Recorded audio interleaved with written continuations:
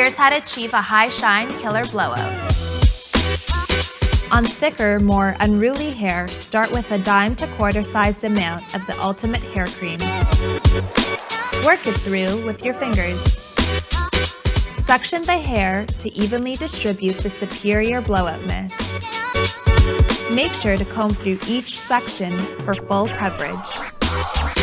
When blow drying, use high heat to activate the superior blowout mist. Apply tension with your round brush to really smooth out the frizz. For a really bouncy blowout, leave the round brushes in while the hair cools. Finish the look with a bit of strong cold spray to keep the shape of your blowout. That's all there is to it. Now you've got a super shiny blowout that will last for days.